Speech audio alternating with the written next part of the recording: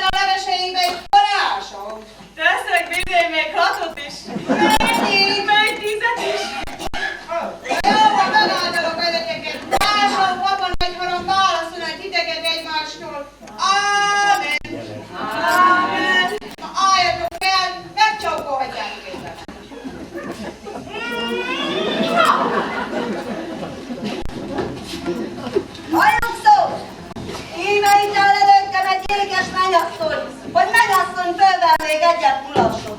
Táncoljon hát vele mindenki egy pintát, de le ne tapossál a cipője sarkán. Én kezdem a táncot, a többi még ráér.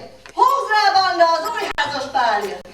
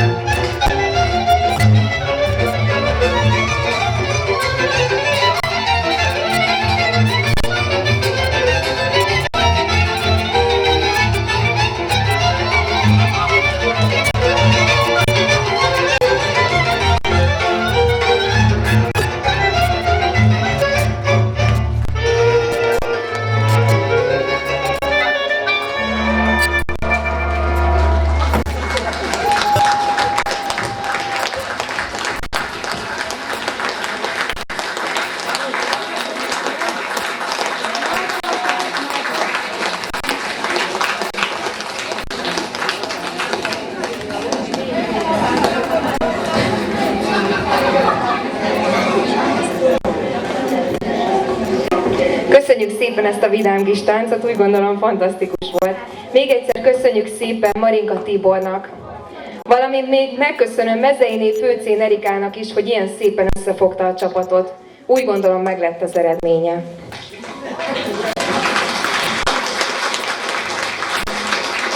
A továbbiakban Jaksi Janka, Jaksi Gergő és Molnár Dávid vidám kis versét fogadják szeretettel.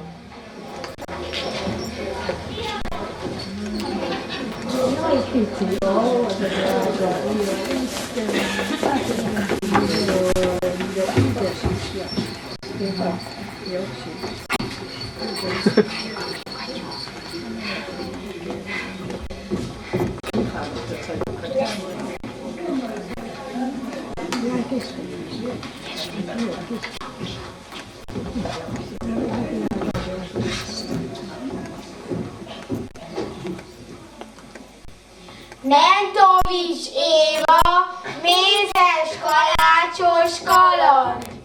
Mézesítünk karácsonyra, nagy segítség vagyok ám. Én mérem a lisztet, mézet többit, meg az anyukám. Én leszek a cukrászmester, ő pedig a segédem. Fölkötjük a kötényeket, s hozzálátunk szerényen. Lisztfelhő száll, csöpög a méz, hopp, lepottyant egy tojás. Végig csurog szekrényen, konyhakövön, de munkás. Nézd, a többi kedvet kapott, szalad sorra utána. Diókokon átszökkentve egymás fölött bucskázva. Apa ámult, hurrikán volt, vagy egy nagyobb szélroham, mint a kertünk vihartán. Ez a konyha épp olyan. Lisztfelhőből kerekedett, ez a csuda fergetek, mézeső hult, s tojászápor tölte át a felleget. Persze tudom, formabontó, fura látvány, nem vitás, nem is kezd így a sütéshez, rajtunk kívül senki más. Nagyi mondta, s neki aztán bizonyosan hihetek, úgy hírlik, hogy te is voltál cukrászkodó kisgyerek. Bár a kezdet rémes, vagy így zűrös lett, a tésztához való dolgok nem a tálba érkeztek. Takarítok, méreg, gyúrok, a formák meg sorjáznak, s hidd el este mézes illat lengiva a szobákat.